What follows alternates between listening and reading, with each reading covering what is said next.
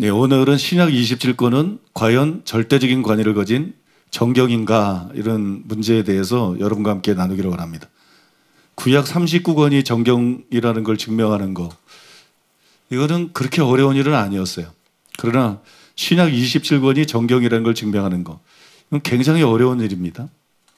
왜 구약과 달리 신약이 정경인 걸 증명하는 게 어려우냐? 크게 두 가지 이유가 있어요. 첫 번째 이유는 유대교와 기독교는 다릅니다. 유대교는 유대민족에게서 시작된 종교잖아요. 그러니까 예루살렘이라는 중심지가 있다고요. 그러나 기독교는 세계 만민을 위한 종교예요. 그러니까 예루살렘 같은 어떤 중심지가 없어요. 산헤드린 같은 것도 없고 그런 의결기관도 따로 딱 있는 게 아니고 없죠.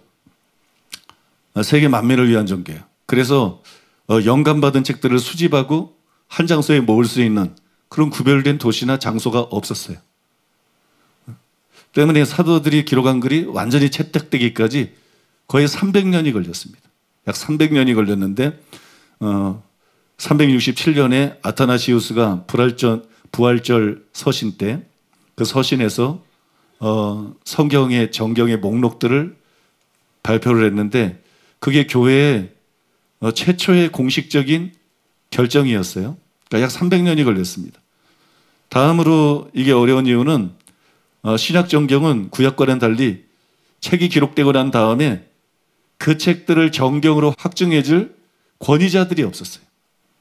그것 때문에 이게 굉장히 어려워지는 문제인데 리차드 개피는 솔직하게 이렇게 인정을 했습니다. 왜 교회는 이 27권의 책만 받아들이고 나머지는 받아들이지 않는가? 지금은 알려지지 않고 있지만 정경 속에 포함될 만한 책이 없다고 어떻게 장담하겠는가? 반대로 포함되어서는 안 될 책이 정경 속에 들어갔는지 어떻게 알 수 있는가? 이러한 문제에 관해서는 구약이 신약과는 판이하게 다르다. 구약 전체의 정경으로서의 위치는 예수님의 영감된 권위와 신약 저자들과 1세기 말 유대주의에 의해 확고한 기반을 지니고 있다. 그러나 신약은 그런 후속적인 영감이나 편집된 문서나 그 문서의 정경성에 관한 권위 있는 증거가 결여되어 있다. 초대교회의 실제적 정경 형성 과정을 살펴보면 이러한 문제들이 심각하고 심지어 비통한 감정까지 불러일으킨다. 비통할 정도다 이렇게 학자가 탄식을 하고 있는데 구약 성경의 경우에는 유대교가 있잖아요.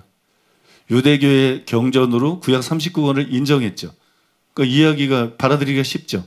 그 다음에 결정적으로 예수님이 오셔서 구약 성경을 인정하셨죠. 그 다음에 그 뒤를 이어서 바울을 비롯해가지고 사도들이 구약 성경이 정경이라는 걸 인정했어요. 이렇게 권위 있는 분들이 뒤에서 딱딱 받쳐줬기 때문에 우리가 그분들의 판단을 신뢰하고 구약 성경을 받아들일 수 있어요. 그래서 제가 그런 점들을 통해 가지고 구약 39권이 정경이다. 그걸 증명하고 여러분들에게 설명을 해드렸습니다. 그러나 신약 성경은 신약 성경이 완성된 후에도 그런 권위를 가진 사람이 없어요. 물론 교부들이 있습니다. 사도시대 이후에 이제 교부들이 지도자들이었는데 그러나 교부들은 다르죠. 격이 다르죠. 사도들은 구약의 선지자에 비견할 수 있는 그런 권위 있는 존재들이었어요. 그러나 교부들은 그렇지 않습니다. 교부들의 권위는 사도들에 비해서 현격하게 떨어져요.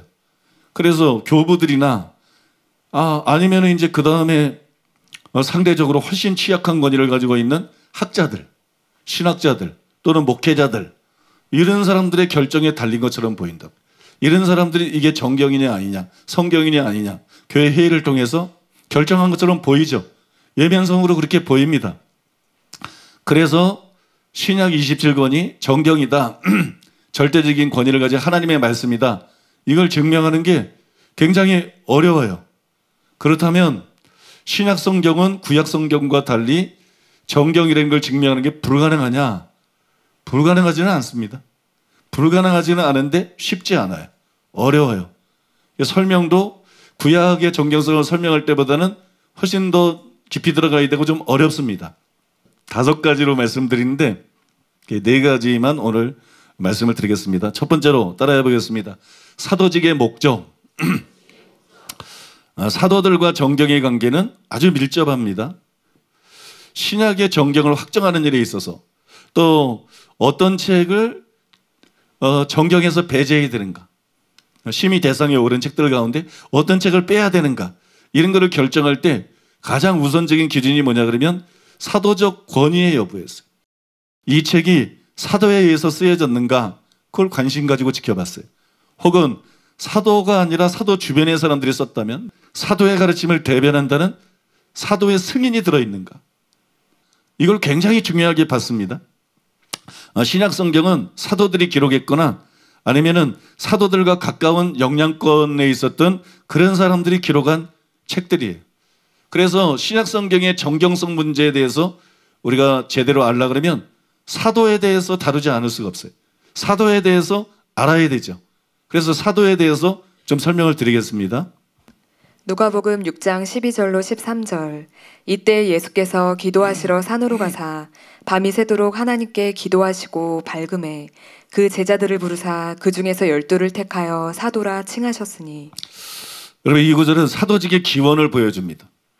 구약시대 때 하나님의 사람들인데 선지자들이었죠. 예수님이 오셔서 12제자를 부르시고 그들을 사도라고 칭했어요. 이 사도의 기원, 사도직의 기원인데, 근데 존 스토트는 사도직의 기원을 보여주는 방금 전 읽어드린 말씀에 대해서 이렇게 말을 했습니다. 예수님은 구약에 자신의 직인을 찍으심으로써 구약을 승인하셨을 뿐 아니라 구약과 병행되는 신약 성경이 기록될 것임을 미리 내다보셨다. 그분은 신약 성경이 기록되기를 원하셨고 사도들을 임명하고 그들에게 권한을 부여함으로써 신중하게 신약 성경이 쓰일 것을 대비하셨다. 그러면 왜 존 스토트가 이런 말을 했느냐? 과연 무엇을 근거로 이런 말을 한 것이냐? 예수님이 구약 성경에 대해서 승인하셨을 뿐만 아니라 신약 성경의 기록을 준비하셨다. 어떻게 준비했느냐? 사도들을 세움으로써 준비하셨다. 도대체 사도들하고 신약 성경하고 무슨 관계가 있길래 이런 말을 하는 것이냐? 근거가 두 가지입니다. 첫 번째로는 따라해 볼까요? 예수님이 사도를 부르신 목적. 첫 번째 근거는 예수님이 사도를 부른 목적이에요. 이 사도라는 직함은 어떤 직함이냐? 이게 어떤 말이냐? 예수님이 12제자를 불렀어요. 그럼 이들에게 시킬 일이 있죠? 이들의 역할이 있어요.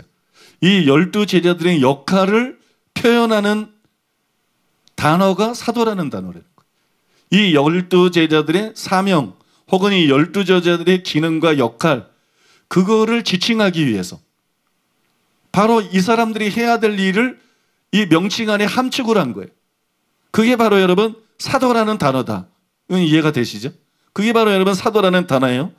누가는 예수님이 제자들을 부르시고 그중에 12를 택해서 사도라고 칭하셨다, 그렇게 썼고, 마가는 여기에 덧붙여서 하나님이 그들을 내보내서 말씀을 전파하게 하시려고 그들을 세웠다, 이렇게 기록하고 있어요.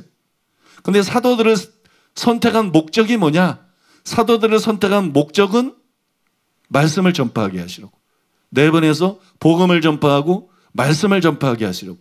그러니까 사도들의 가장 중요한 사명이 뭐예요? 복음을 전파하는 겁니다. 그 다음에 진리를 전파하는 것. 그러니까 사도들의 사역은 무엇하고 가장 깊은 관련이 있어요? 말씀하고 관련이 있다. 진리하고 관련이 있다. 이 말씀과 진리를 위해서 구별하고 선택한 사람이 바로 사도다. 이해가 되시죠? 그래서 여러분 사도하고 정경성하고 관련이 있는 거예요. 그래서 사도들이 쓴 책이 성경이 되는 것이고, 성경이냐 아니냐를 가를 때 사도성이 있느냐 없느냐, 사도의 승인이 있느냐 없느냐, 이게 굉장히 중요한 기준이 되는 것입니다. 이게 개괄적인 얘기고요. 이제 두 번째로 따라해 볼까요? 사도라는 단어의 두 가지 배경. 사도라는 말은 헬라어로 아포스톨로스라 그래요. 이 아포스톨로스라는 단어에는 그 당시의 배경하고 그 이전의 배경, 이 단어를 이해할 수 있는 두 가지 배경이 있어요. 이 배경들을 살펴보게 되면 사도라는 단어가 도대체 어떤 의미를 갖는 것인지를 우리가 알 수 있고, 그 다음에 왜 예수님께서 12제자를 선택하면서 이들을 사도라고 부르셨는지, 왜 사도라는 이 단어를 선택하셨는지, 그걸 우리가 이해할 수가 있다는 거예요. 그래서 배경들을 살펴봐야 되겠는데, 먼저 그 이전의 배경부터 여러분들에게 말씀을 드리겠어요. 사도라는 단어의 그 이전의 배경이 뭐냐? 그럼 구약 성경에 나오는데, 사도라는 그 단어의 과거의 배경은 간단히 말하면 선지자입니다. 구약시대 때 하나님께서 누구를 보냈어요? 선지자들을 선택하시고 선지자들에게 기름 부으시고 선지자들을 보내셨어요. 그죠? 구약시대 때 가장 대표적인 하나님의 사람들은 선지자들이었어요. 모세는 자신을 시기하는 적대자들에게 이런 말을 합니다. 민수기 16장 28절 모세가 이르되 여호와께서 나를 보내사 이 모든 일을 행하게 하신 것이요 나의 임의로 함이 아닌 줄을 이 일로 말미암아 알리라. 이게 모세가 자기에 대해서 뭐라는 거예요? 하나님이 나를 보내셨다. 나는 하나님이 보내신 사람이다. 하나님이 개인적으로 특별히 선택하고 불러가지고 하나님께서 기름 부으셔서 이스라엘 백성들에게 보내셨어요. 여러분, 이사야는 하나님께서 그에게 묻죠. 내가 누구를 보내며 누가 우리를 위하여 갈고, 똑같은 얘기, 보내며 갈고. 근데 이사야가 뭐라고 대답합니까? 내가 여기 있나이다. 나를 보내소서. 나를 보내소서. 또 예레미야 선지자는 어때요? 예레미야 선지자에게 하나님이 뭐라 그러냐면은 내가 너를 누구에게 보내든지 너는 그에게로 가고. 그죠? 또 그 이후에도 하나님께서 수많은 선지자들을 계속 보내셨어요. 내가 내 종 모든 선지자를 너에게 보내고 끊임없이 보내며. 선지자들에 대해서 하나님이 보낸다 이런 말이 계속 나오는데 이 보내다라는 단어가 무슨 뜻이냐? 파견한다는 거죠. 파송한다는 거죠. 근데 단순히 그걸 뜻하는 게 아니라는 거예요. 하나님께서 선지자들을 보냈다 그럴 때 이 말씀의 의미는 선지자의 역할을 맡아서 하나님의 말씀을 이스라엘 백성들에게 전파해라. 이런 구체적인 위임이에요. 그러니까 보낸다 그러는 것은 하나님의 말씀을 주어서 보내는 거예요. 이 보냄받은 자의 사명은 자기 얘기를 하는 게 아니에요. 성령의 기름 받아서 하나님의 말씀이 순전한 그 진리의 말씀이 임하는 거예요. 그걸 나르는 거예요. 그걸 이스라엘 백성들에게 선포하는 거예요. 이게 보냈다라는 말의 의미예요. 그렇기 때문에 예수님이 12제자를 선택한 건 뭐라면 사도다. 근데 사도는 아포스톨로스, 보냈다는 뜻이에요. 그래서 사도의 배경이 선지자라는 거예요. 그러면 사도는 어떤 존재냐? 구약으로 따지면 선지자와 같은 존재다. 선지자들이 하나님께서 특별히 선택하고 기름 부어서 하나님의 말씀을 주어가지고 그걸 백성들에게 선포했던 것처럼 사도들은 신약시대에 바로 그와 같은 역할을 하는 사람이다. 믿습니까? 그래서 그들이 교회의 터가 된 거예요. 에베소 2장 20절 것처럼 교회의 터가 된 거예요. 그들이 하나님께 받은, 예수님께 받은 복음과 진리들을 전하는데 여기에 기초해서 교회가 세워져야 되는 거예요. 신자들이 믿는데 여기에 기초해서 믿어야 되는 거예요. 목사들이 설교하는데 여기에 기초해서 설교해야 되는 거예요. 사역을 하는데 여기에 기초해서 사역을 해야 돼요. 이게 교회의 터가 된 거예요. 이해가 되십니까? 바로 그런 사명을 맡은 사람들이 사도다. 또 하나의 배경은요, 그 당시의 배경인데 연구에 따르면 아포스톨로스라는 단어는 사도라는 말에 헬라어라 그랬어요. 그런데 아람어가 있어요. 아람어로 어떤 단어가 있냐면 샬리아치라는 단어가 있어요. 이게 사도라는 말하고 동의어예요. 그럼 샬리아치가 뭘 뜻하는 거냐? 유대인들이 유대 나라에만 산 게 아니죠. 여기저기 흩어져 살았죠. 그래서 유대 사내들이 인해서 샬리아치들을 유대교의 교리나 전통을 가르치고 전하기 위해서 파견한 교사가 샬리아치예요. 그러니까 샬리아치는 어떤 권한을 갖고 있느냐? 유대교의 사내들인을 대변하는 거예요. 보냄을 받은 자와 보낸 자가 같다. 그 권위가 같다. 대신하라고 보낸 거니까. 자기 그 입장을 대변하라고 보낸 거니까. 믿습니까? 이게 여러분 사도들에게 그대로 적용된다는 것이. 마찬가지로 예수님은 사도들이 자신을 대변할 수 있도록 예수님의 권위를 갖고 예수님의 이름으로 예수님이 원하는 것을 가르치도록 사도를 선택한 것이고 사도들을 보내신 것이. 그래서 예수님께서 사도들에게 다음과 같이 말씀을 했어요. 마태복음 10장 40절에 보면 너희를 영접하는 자는 나를 영접하는 것이요. 너희를 영접하는 자는 나를 영접하는 것이요. 요한복음 13장 20절 거기에 보니까는 내가 진실로 진실로 너에게 이르노니 내가 보낸 자를 영접하는 자는 나를 영접하는 것이요. 사도는 자기 말하도록 자기 판단 뭐 다른 사람에게 배운 걸 가르치고 이르기 위해서 보낸받은 사람이 아니라 예수님께로부터 예수님의 복음과 기독교의 기초가 되는 진리들을 배우고 그것을 사람들에게 가르치고 선포하기 위해서. 그래서 그들의 글이 권위가 있는 것이고 그들의 글이 성경이 되어야 된다는 거예요. 이해가 되십니까, 여러분? 여러분, 두 가지 배경을 말씀드렸는데 이 두 가지 배경은 아포스톨로스라는 단어의 의미를 정확하게 보여줍니다. 사도는 특별히 선택된 특사예요. 최고의 권위를 가지고 주어진 말씀을 전파하는 사람이에요. 내가 너에게 분부한 모든 것을 가르쳐 지키게 하라. 주어진 말씀을 전파하는 사람, 이게 사도예요. 바꿔 말해서 사도들은 교회의 표준이 되는 진리를 말과 글을 통해서 전하도록 부름을 받은 사람들이에요. 그래서 사도의 글은 성경이 되는 거예요. 믿습니까? 이제 왜 신약 성경이 성경인지 아시겠죠? 이게 신약 성경이 정경이라는 증거다. 첫 번째 증거고. 그 다음에 두 번째 증거는 뭐냐면은 따라해 보겠습니다. 사도들에게 주신 약속. 여러분, 신약의 정경성과 관련 있는 굉장히 중요한 게 하나 있어요. 그거는 사도들에게 주신 예수님의 약속입니다. 요한복음 14장 25절로 26절. 내가 아직 너희와 함께 있어서 이 말을 너희에게 하였거니와 보혜사 곧 아버지께서 내 이름으로 보내실 성령 그가 너희에게 모든 것을 가르치고 내가 너희에게 말한 모든 것을 생각나게 하리라. 요한복음 16장 12절로 13절. 내가 아직도 너희에게 이를 것이 많으나 지금은 너희가 감당하지 못하리라. 그러나 진리의 성령이 오시면 그가 너희를 모든 진리 가운데로 인도하시리니 그가 스스로 말하지 않고 오직 들은 것을 말하며 장래일을 너희에게 알리시리라.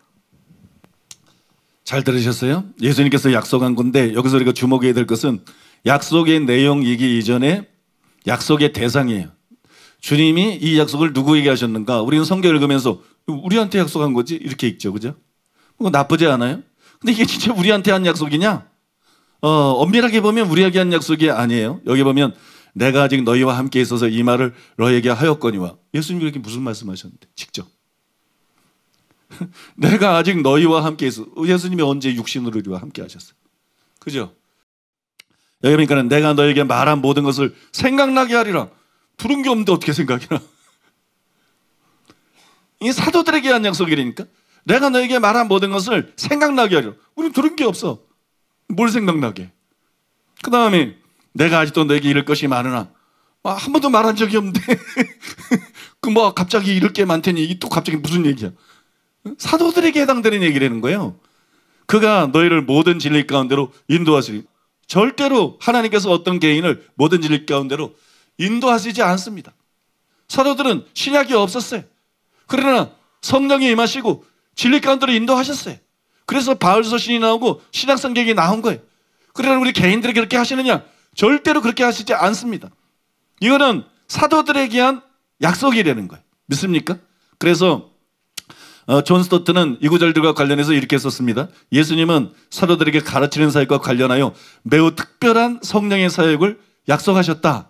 성령은 예수님이 그들에게 하시는 말씀을 모두 생각나게 하실 것이며 그들이 감당하지 못하기 때문에 말씀하시지 않은 많은 것들을 가르치실 것이며 실로 그들을 모든 진리 가운데로 인도하시리라는 것이다. 예수님은 분명히 복음서 생각나게 하시리라. 그게 복음서예요. 그죠? 내가 말한 걸 생각나게 하리라. 이게 복음서예요. 복음서와 서신서. 너희가 감당 못해서 아직은 말할 수 없는데 그 외의 것을 말하고 모든 진리 가운데로 인도할 것이다. 이게 서신서예요. 그죠? 서신서 서신들이 기록되리라는 것을 예견하고 이와 같은 약속을 하셨을 것이다. 생각나리라 하라. 이건 복음서를 예견하면서 그 말씀을 한 거예요. 앞으로 복음서가 쓰여질 걸 예견하면서 그 말씀을 하신 것이고 아직 너희에게 이럴 것이 많은데 말 못하는 너희가 감당하지 못해서 말을 못하는데 그걸 알려줄 것이고 모든 진리 가운데로 인도하실 것이다. 이 말씀하실 때는 서신서를 내다보고 이 말씀을 하신 거예요. 이런 식으로 예수님은 의도적으로 신약의 기록을 준비하셨다. 예수님이 단순히 구약만 승인한 게 아니에요. 이런 식으로 신약의 기록을 준비하셨다는 거예요. 중요한 사실은 사도들이 예수님의 이런 의도를 알아차렸다. 예수님의 이런 계획과 목적을 이해했다는 거예요. 그래서 그들은 사도라고 자꾸 주장합니다. 바울이 교만한 사람이 아니에요. 다른 거는 막 참는데 사도가 아니다 그러면 내가 이래서 사도다, 이래서 사도다, 이래서 사도다 막 그죠? 왜냐면 이 사도직이 인정을 받지 못하면 하나님의 말씀이 인정받지 못하는 거예요. 하나님의 말씀이 무효가 돼버리는 거예요. 거품이 돼버리는 거예요. 그러니까 이해하고 있었다는 거예요. 베드로나 사도들이나 바울은 자신을 어떻게 불렀는지, 자신들에게 어떤 특별한 지위를 주셨는지 그걸 이해하고 있었어요. 그래서 자신들에게 부여된 권위를 행사하고 교회도 이 사실을 인정하기를 기대했다. 개인이 인정받기 위해서가 아니라 그래야 진리가 진리되기 때문에, 하나님의 말씀이 하나님 말씀이 되기 때문에. 그래서 교회가 이 사실을 인정하기를 기대하고 인정받기 위해서 사도 바울은 사도성에 관해서 많은 논쟁도 벌였어요. 이런 점들이 사도들이 쓴 편지에 여러 가지 형태로 나타나 있는데 그건 뭐 나중에 설명하다 보면 좀 더 다루겠습니다. 여기서 이 정도만 말씀을 드리고요. 또 초대교회는 어땠어요? 초대교회는 사도들이 기대한 대로 예수님이 부여하셨고 사도들이 스스로가 인식했던 그들의 권위를 인정했어요. 그래서 초대교회 신앙생활이 우리에게 모범이 돼야 돼요. 우리는 성경의 초대교회를 따라가야 돼요. 이게 진짜 하나님이 직접 세운 모델교회예요. 교회가 어떻게 되는지를 보여주는 거예요. 근데 초대교회의 신앙생활을 한마디로 보여주는 게 뭐냐? 그게 사도행전 2장 42절이에요. 사도의 가르침을 받아 서로 교제하며 떡을 떼며 오로지 기도에 힘쓰니라. 자, 기도를 열심히 하는 거 굉장히 중요합니다. 기도 열심히 해야 돼요. 그거 나쁜 거 아니에요. 그거 필요한 거예요.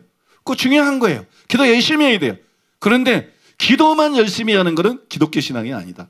올바른 신앙 행태가 아니다. 균형을 잡아야 되는데 여기에 보니까는 제일 먼저 해야 될 일이 뭐예요? 사도의 가르침을 받는 거예요. 사도의 가르침을 받는 거. 이건 강해설교 열심히 하고 제자훈련 열심히 하고 큐티 열심히 하는 거고 좀 종류가 다른 거예요. 사도들의 가르침은 강해설교와 같은 차원이 아니기 때문에, 사도의 가르침은 제자훈련과 같은 그런 차원이 아니기 때문에, 사도의 가르침은 순전한 진리이기 때문에. 믿습니까? 사도의 가르침을 받아가지고 교리적이 되고 전통적이 되는 게 아니라 진짜 성경적이 되는 거. 진짜 성경적으로 믿고 구원론이든 성령론이든 무엇든 성경적으로 믿는 거. 이게 올바른 신앙, 건전의 신앙의 첫 번째 요소다. 믿습니까? 우리가 말씀을 옳게 분별해야 되는 거. 그건 다른 게 아니에요. 사도들이 전한 것처럼 믿기 위한 노력이에요. 성경 그대로 믿기 위한 노력이에요. 믿습니까? 이게 제일 중요한 것이고, 그 다음에 성경을 제대로 분별하고 말씀을 제대로 알고 믿고 그러면 전부냐? 그게 아니에요. 그 다음에 기도를 열심히 해야 되는 거예요. 전혀 기도에 힘쓰니라. 이 두 가지가 하나가 돼야 된다는 거예요. 올바른 진리를 알고 난 다음에 열심히 기도해라. 그래서 아는 데서 멈추지 말고 성령 충만을 받고 성령의 권능을 받고 성령의 은혜로 실제로 말씀대로 살 수 있는 사람으로 변화가 되고. 믿습니까? 성령의 은사를 모두 사용해서 하나님의 말씀을 전파하고 봉사하고. 이게 정통이다. 이게 초대교회 성도들의 신앙 행태였다. 사도의 가르침을 받아서 그 가르침을 따라 신앙생활을 하는 것. 그러니까 초대교회 성도들은 사도들에게 주어져 있는 특별한 권위를 인정했다는 거죠. 그걸 전적으로 인정했다는 거예요. 초대교회뿐만이 아니에요. 여러분 사도시대 이후에 교부들도 예외가 아니에요. 사도들이 죽었어요. 이제 그 다음 세대 사람 또 그 다음 세대 사람들이 일어나서 그 중에서 이제 저 교회 지도자들이 됩니다. 그럼 어떻게 생각하겠어요? 그때는 사도들이 지도자고 지금은 우리가 지도자고 동등시 여기지 않겠어요? 자연스럽게. 그런데 교부들은 사도들과 자신들을 전혀 동등시 여기지 않았다. 교부들은 사도들을 완전히 인정하고 자기와 사도들은 비교할 수 없는 상대로 생각을 했다는 거예요. 이게 굉장히 독특한 거 아니에요? 몇 가지 예를 들어보면 1세기 말에 로마의 클레멘트는 고린도 교인들에게 이렇게 썼어요. 사도들은 우리들을 위하여 예수 그리스도께 복음을 받았습니다. 그리고 예수 그리스도는 하나님이 보낸 분입니다. 따라서 그리스도는 하나님으로부터 오신 분이고 사도들은 예수님으로부터 온 분들입니다. 또 2세기 초에 안디옥의 주교인 이그나티우스는 로마 교인들에게 이렇게 썼어요. 나는 베드로와 바울처럼 여러분에게 계명을 내리지 않았습니다. 그들은 사도들이었지만 나는 책망받아야 될 사람일 뿐입니다. 그 다음에 주 200년계 북아프리카의 터툴리아는 이렇게 말했어요. 우리 그리스도인들은 스스로의 권위에 기대어 어떠한 것을 소개하거나 사도가 아닌 사람들이 소개한 것을 선택해서는 안 됩니다. 우리의 권위는 주님의 사도들입니다. 사도들 자신은 그들 스스로의 권위로 어떤 것을 선택하여 소개하지 않았습니다. 그들은 그리스도로부터 받은 가르침을 충실하게 세상 만민에게 전하였습니다. 우리는 스스로 선택할 권한이 없다. 믿습니까? 또 스스로가 어떤 것을 자기 권위에 의거해서 소개하거나 사도가 아닌 사람들이 소개한 것을 선택해서는 안 된다. 우리의 권위는 주님의 사도들이다. 믿으십니까? 이게 바꿔 말하면 우리의 권위는 신약성경이다. 신약성경이 비치고 신약성경이 기준이다. 신약성경이 표준이다. 여러분 믿습니까? 우리가 여러분 그렇게 신앙생활을 해야 되는 것이. 그런데 안타깝게도 오늘날 많은 사람들이 더 이상 초대교회나 교부들처럼 하지 않고 있어요. 그렇게 믿지 않고 있어요. 많은 사람들이 바울이나 베드로, 요한 같은 사도들이 마치 어리석고 오류투성인 것처럼 말을 합니다.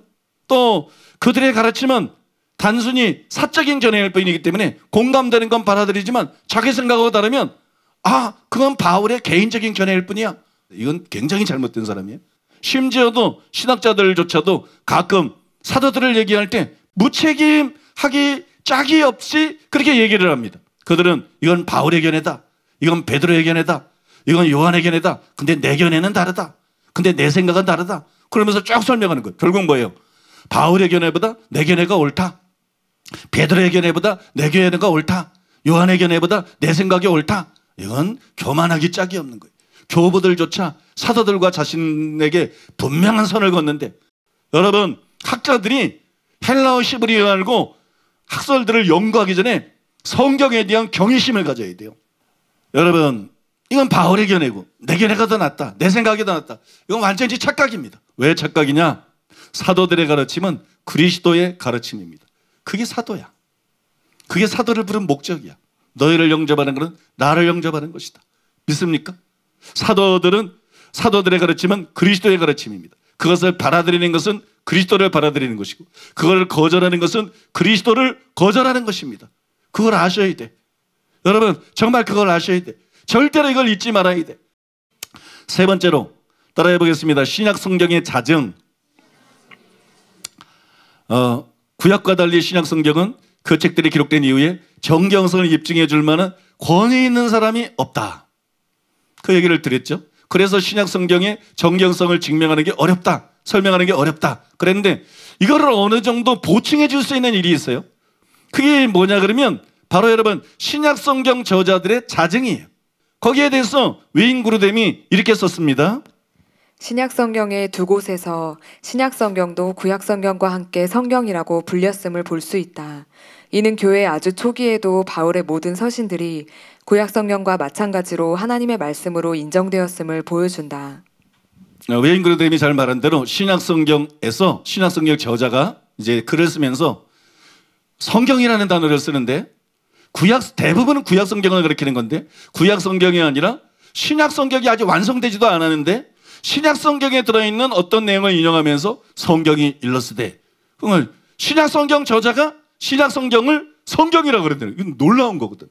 신약 성경 저자들은 대부분 유대교 출신이거든. 유대교의 경전인데 자기들이 지금 쓴 편지가 그걸 성경이라고 생각한대요.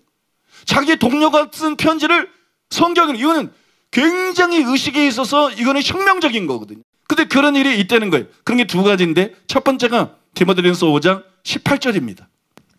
성경에 일러스되 곡식을 밟아 떠는 소의 입에 망을 씌우지 말라 하였고 또 일꾼이 그 삭슬 받는 것은 마땅하다 하였느니라. 성경에 일러스되 그러면서 바울이 각각 구약과 신약에서 한 절씩 인용을 합니다. 구약에서는 신명기 25장 4절을 인용했어요. 곡식 떠는 소에게 망을 씌우지 말지니라. 거기 그렇게 기록되어 있어요. 그러면 신약에서는 누가복음 10장 7절을 인용했어요. 일꾼이 그 삭슬 받는 것이 마땅하니라. 그죠? 예수님이 하신 말씀이에요. 이거를 인용을 했어요. 그러면서 둘 다를 뭐라 그랬어요? 성경에 일러스되 이렇게 말했다. 하나는 구약을 인용하고 하나는 신약을 인용하면서 성경에 일렀을 때 이렇게 말했다. 바울은 구약 성경뿐만 아니라 누가복음을 성경으로 인정했다. 믿습니까? 그 당시까지 이렇게 교회에 통용되었던 신약 성경들을 성경으로 인정했다는 거예요. 이게 또 어떤 말이냐, 어떤 의미가 있냐 그러면 구약이 완성되고 난 다음에 유대교인이라면 당연히 구약 39권이 성경이지 뭐 성경에 뭐 더 있어 이렇게 생각하겠죠. 그러나 바울의 의식이 달랐다.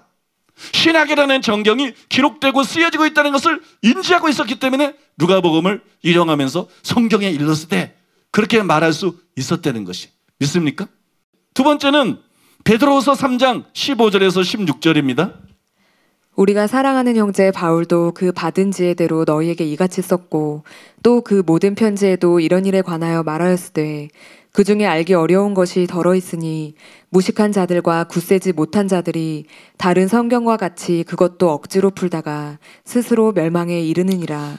베드로가 구약 성경과 함께 바울 서신을 성경으로 간주를 하고 있어요. 다른 성경과 같이 바울이 쓴 책들도 성경이라는 거예요. 이건 참 놀라운 거예요. 베드로는 선배예요. 그런데 후배인 바울이 쓴 책을 갖다가 바울이 이런 책을 썼어? 그 기특하네? 뭐 좋은 책이네? 이렇게 생각한 게 아니라 그 후배인 바울이 쓴 책을 성경으로 인정을 했다. 이미 여러분 베드로가 인정했다는 사실은 다른 사도는 인정 안 했겠어요? 다른 성도들이 인정 안 했겠어요? 바울의 편지들이 벌써 그 당시에 성경으로 교회 안에서 존중을 받고 있었다. 성경으로 인정받고 있었다는 것을 보여주는 거예요. 바울의 저설들을 나머지 성경과 같은 범주로 지칭하는 것은 바울의 서신들이 정경이라는 것을 인정한 것이죠. 바울 서신이 구약 성경과 어깨를 나란히 하는 성경이라는 것을 이 구절이 분명하게 보여주고 있는 거예요. 제가 두 가지를 지금 성경에서 말씀을 드렸는데 이 두 가지가 의미하는 것이 무엇입니까? 싱클레어 퍼커스는 이 두 가지가 의미하는 것을 다음과 같이 잘 정리를 했어요. 신약의 일부 자료들은 자신의 정경성뿐 아니라 정경적 지위를 공유하는 문헌층의 존재를 시사한다. 이 상호 추천은 신약의 표면에 살짝 드러날 뿐이지만 바로 그러한 표면 노출은 하나님이 새로운 복음 시대에 새로운 정경을 주고 계시다는 광범위한 교회적 의식이 있었다는 신념을 정당화시켜주는 것이다. 여러분, 이 두 가지 구절이 누가복음을 성경으로 인정하고 있고 바울 서신을 성경으로 인정하고 있어요. 그러나 성경의 모든 각권을 성경으로 인정하고 있는 건 아니죠, 아직까지. 그런데 여기서 우리가 얻을 수 있는 결론 중에 하나가 뭐냐? 그거는 구약 성경이 기록이 되고 400년간의 공백기가 있고 그 다음에 예수님이 오신 이후에 이제 신약시대 복음시대에 하나님께서 새로운 성경을 기록하고 계신다.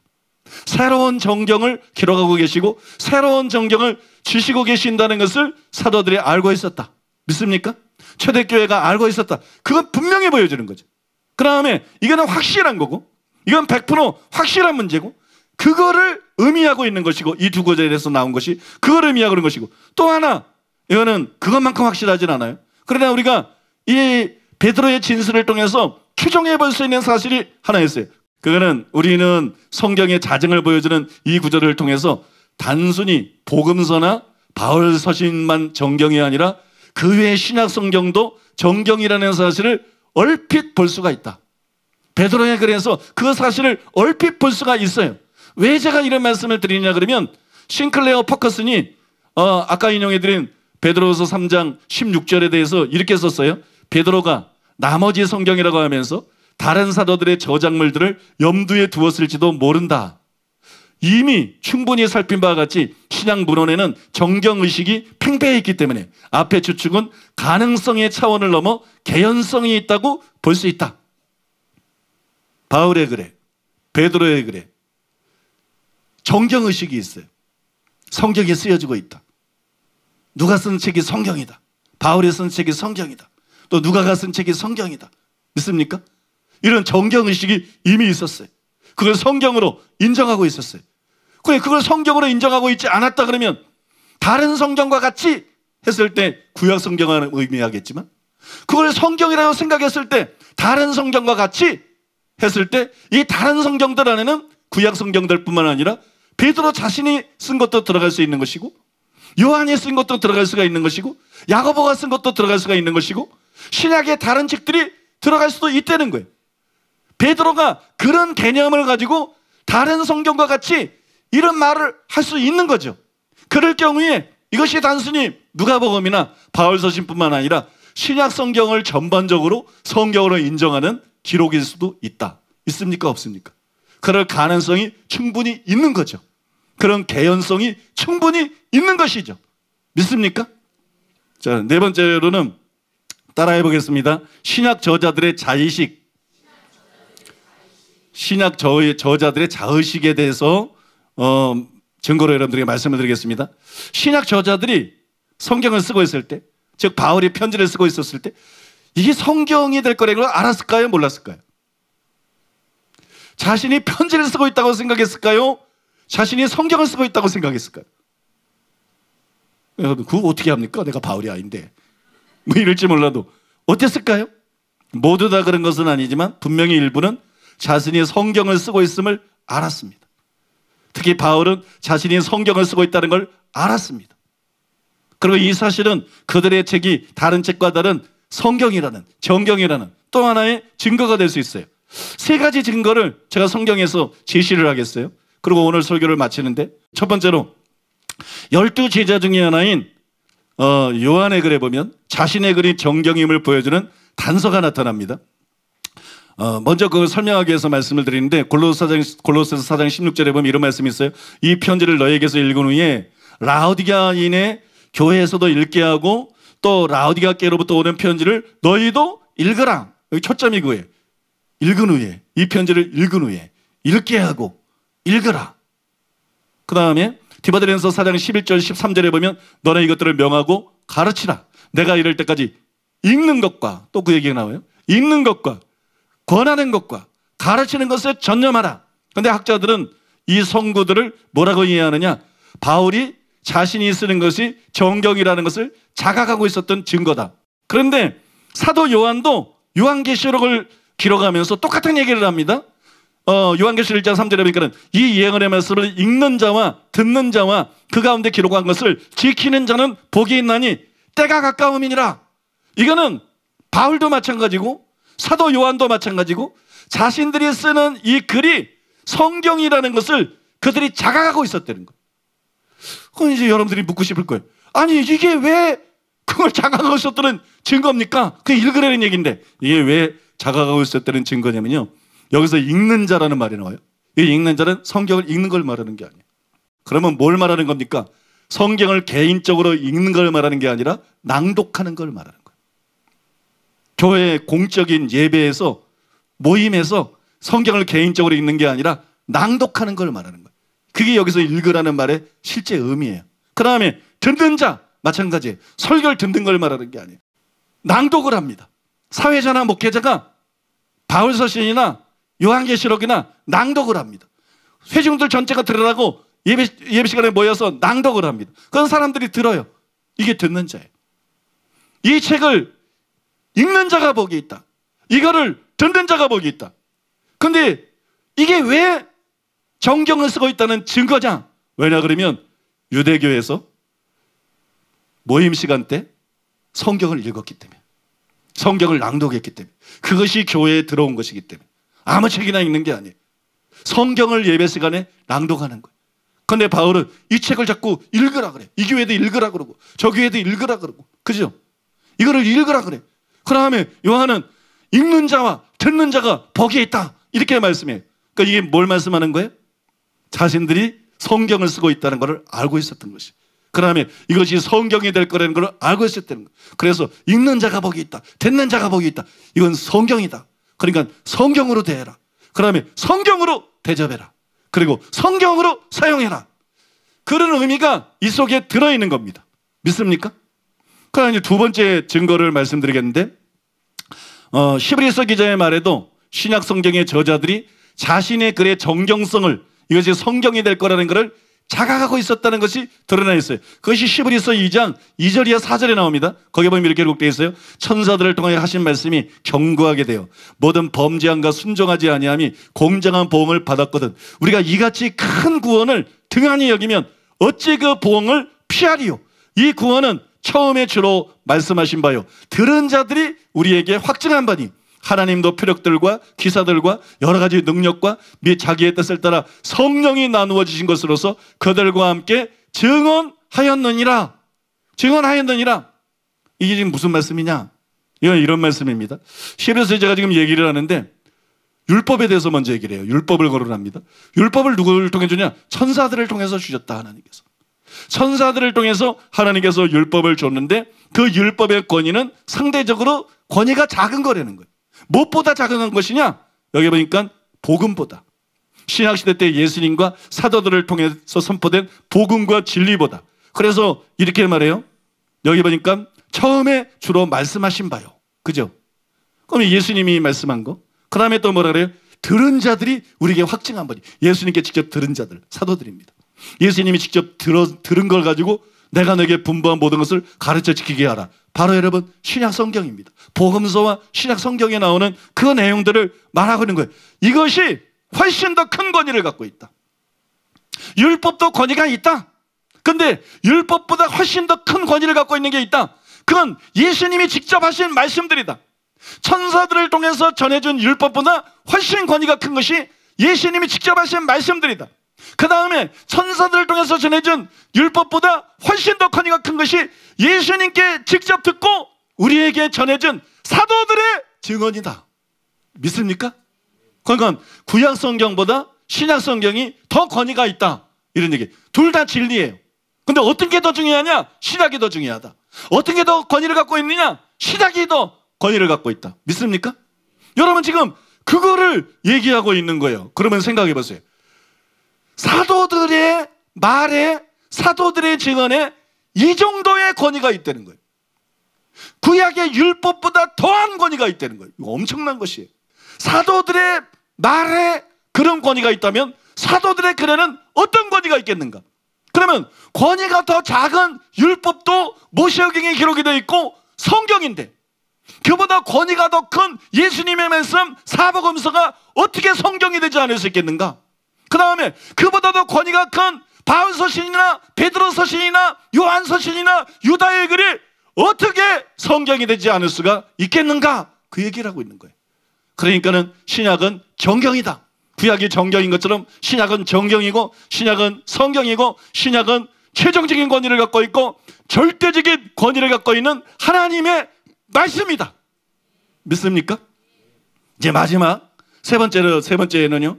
신약 성경의 저자들이 자신들의 글의 정경성, 이 정경성을 자각했음을 보여주는 가장 대표적인 사례가 뭐냐? 그게 사도 바울입니다. 역시 사도 바울이에요. 고린도전서 14장 37절 38절에 보면 바울이 굉장히 특이한 말을 합니다. 만일 누구든지 자기를 선지자나 혹은 신령한 자로 생각하거든 내가 너에게 편지하는 이 글이 주의 명령인 줄 알라. 만일 누구든지 알지 못하면 그는 알지 못한 자니라. 이렇게 말을 했어요. 이게 도대체 무슨 얘기인가? 이 말의 뜻은 그런 겁니다. 이 말의 뜻은 만일 누구든지 이것 알아야 될 것이 있어요. 그것 알아야 될 이것 알아야 될 그것 알아야 될 그 대상이 있는데 그게 대상이 뭐냐? 바울이 쓴 편지가 주의 명령이라는 거예요. 선지자들에게 신령한 자들에게 말하잖아요. 내가 쓴 것이 주의 명령인 줄 알아라. 이게 그들이 알아야 되는 내용이에요. 선지자들이 자기가 받은 계시니 체험 이런 것만 떠들면 안 돼. 바울이 쓴 것이 성경이다. 이것이 주님의 명령이다. 이것이 하나님의 말씀이다. 믿습니까? 그 권위를 깨달았어야 돼. 그래야 사사로운 계시를 받는 게 문제가 아니라 이 권위, 이게 알아야 될 거야. 이걸 모른다. 이걸 모르고 내가 선지자니까 나는 신령한 자니까 그러면서 자기 판단에 의해서 바울이 말하는 거하고 다르게 믿고 바울이 말하는 거하고 다르게 판단하고 다르게 가르친다. 그러면 이 사람은 아무것도 모르는 사람이다. 영적으로 무지한 사람이다. 자기를 모르는 사람이고 하나님의 섭리와 역사와 경륜을 모르는 사람이고 그러니까 이런 사람을 교회에서 선지자라고 떠받들면 안 된다. 이런 사람을 교회에서 신령한 자라고 떠받들면 안 된다. 이런 사람은 교회가 인정하면 안 된다. 그 얘기입니다. 이 말씀이 그런 의미예요. 그러니까 이 말씀은 데살로니가후서 3장 14절과 같은 의미의 말씀이에요. 거기에 보면 누가 이 편지에 한 우리 말을 순종하지 아니하거든 주의 명령인 줄 알라. 그러니까 순종해야지. 그러면 누가 이 편지에 한 우리 말을 순종하지 아니하거든 그 사람을 지목하여 사귀지 말고 그러나 하여금 부끄럽게 하라. 얼마나 여러분 얼마나 어떻게 보면 오만하고 자기 주관적인 말일 수 있어요. 그죠?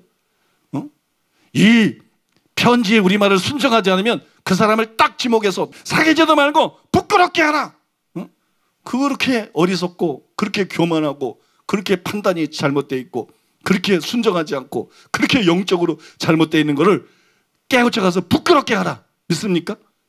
누가 여러분 자기의 글에 대해서 이런 식으로 말할 수 있겠어요? 그들이 사도였기 때문에 가능한 거예요. 그들의 책이 주의 명령이기 때문에 가능한 거예요.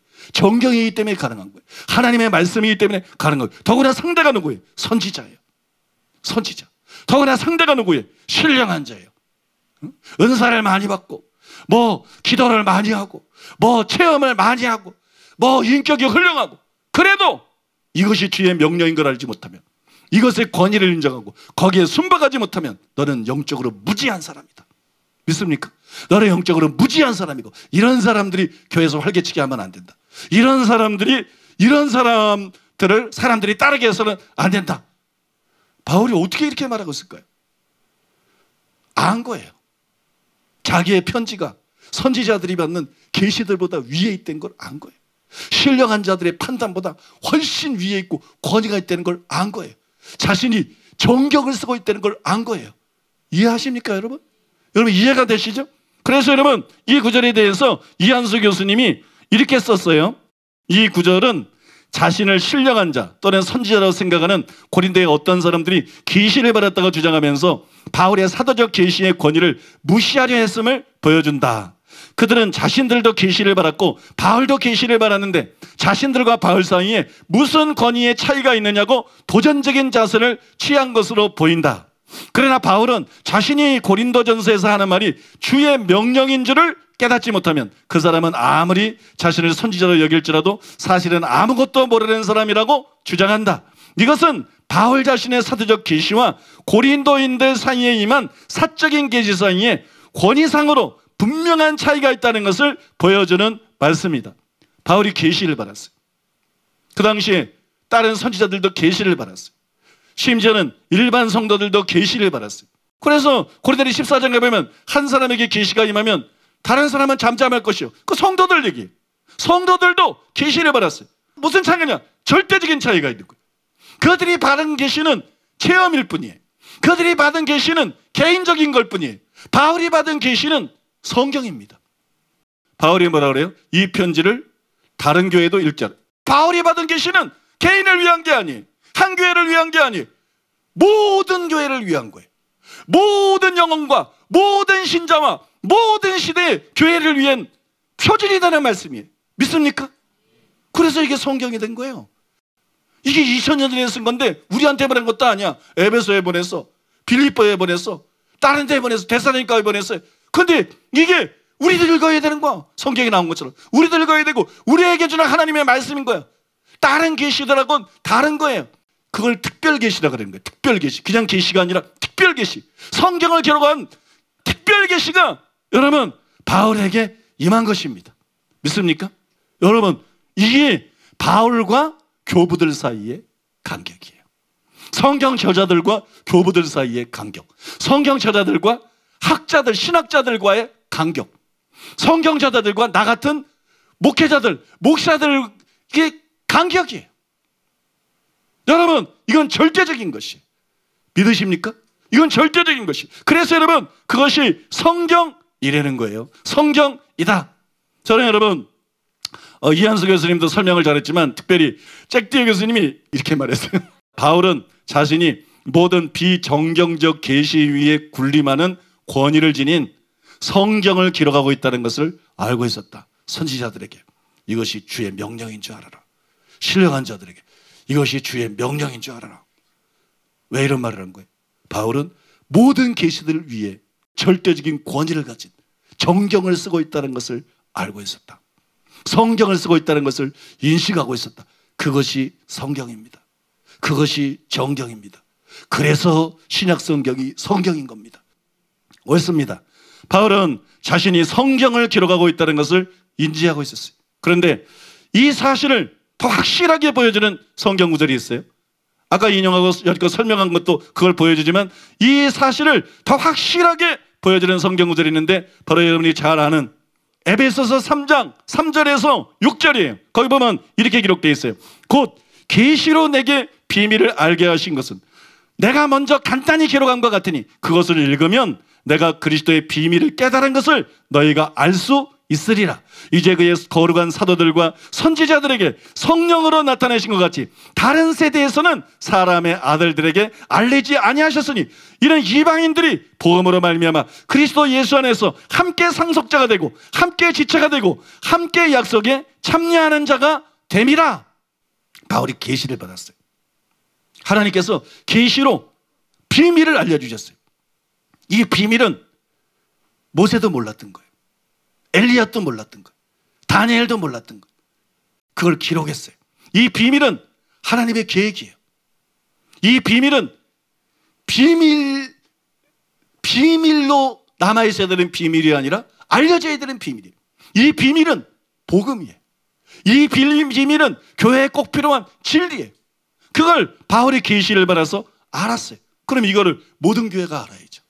시대를 초월해서 모든 교회들이 계속 알아야죠. 이게 성경이 돼야죠. 성경이 될 수밖에 없는 거예요. 믿습니까?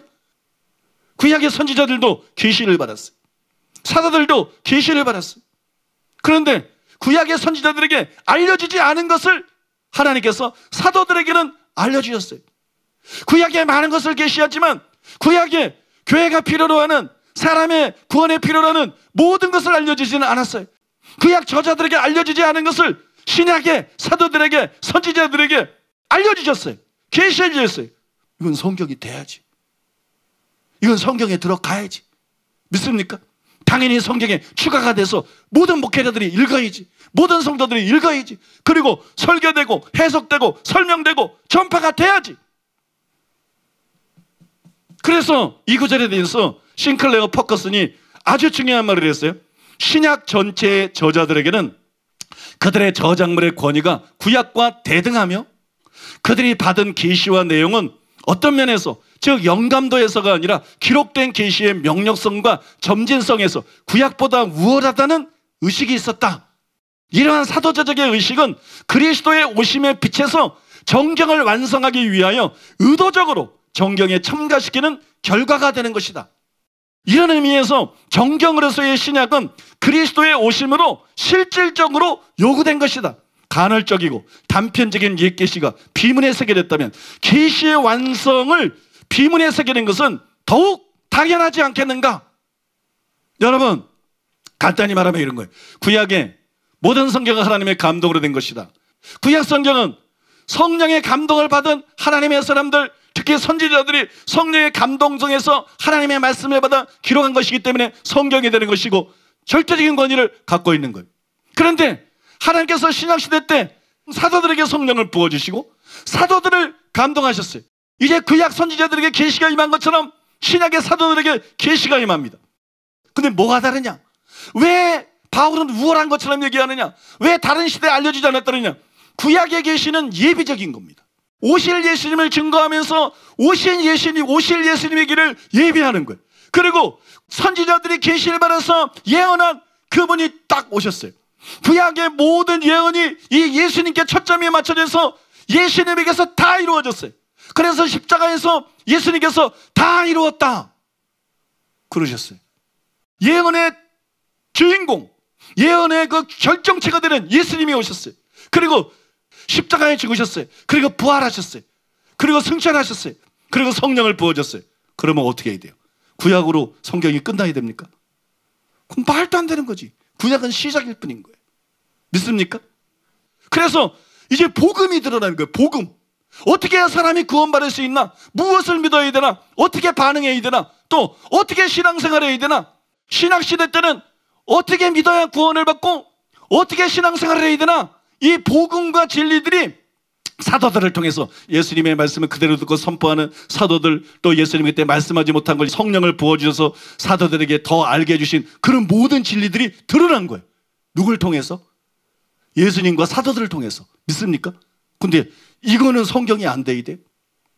오실 메시아에 대해서 기록한 거는 성경이 돼야 되고 이거는 성경에서 빠져야 돼. 그러면은 말도 안 되는 거죠. 예수님이 오셨다. 예수님이 십자가를 지셨다. 구약의 예언이 예수님 통해서 다 이루어졌다. 믿습니까? 예수님이 부활하셨다.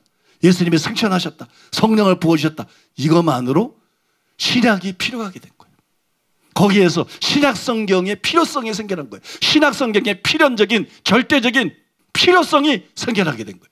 그래서 성령의 감동을 통해서 사도들이 그 작업을 한 것이에요. 그것이 바로 신약 27권인 것이에요. 여러분 믿어지십니까? 그러니까 신약 성경이 성경입니까? 아닙니까? 성경입니다.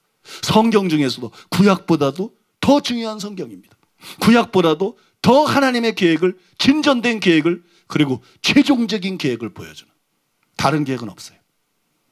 잘 들으세요. 이 천국 복음이 온 세상에 전파되리니 그제야 끝이 오리라. 세상이 끝날 때까지 다른 복음은 없어요. 세상이 끝날 때까지 여기에 더해지는 건 없어요. 예수님이 말씀한 천국 복음, 사도들이 정립해놓은 천국 복음, 이 복음이 세상 끝날까지 전파되는 거예요. 이거로 그냥 가는 거예요. 여기다 뭐가 더해지는 게 아니에요. 무슨 새로운 성경이 쓰여지는 게 아니에요. 그냥 이거로 끝까지 가는 거예요. 세상 끝까지 이거로 가는 거예요. 세상 끝까지 이거로 충분한 거예요. 한 1000년 뒤에 태어난 사람은 다른 복음이 필요할까요? 다른 진리가 필요할까요? 한 10,000년 뒤에 태어난 사람은 과학도 발전하고 시대가 바뀌었으니까 다른 진리가 필요할까요? 다른 복음이 필요할까요? 다른 메시아가 필요할까요? 다른 성경이 필요할까요? 그렇지 않다는 것이, 천지가 없어지기 전에는 1.1핵도 없어지지 않고 이것이 다 이루어진다는 거예요. 이 체제로 간다는 거예요. 여러분 믿으십니까? 그래서 여러분 우리는 성경의 권위를 절대적으로 인정하고 그 말씀에 입각해서 신앙생활을 해야 되는 것입니다.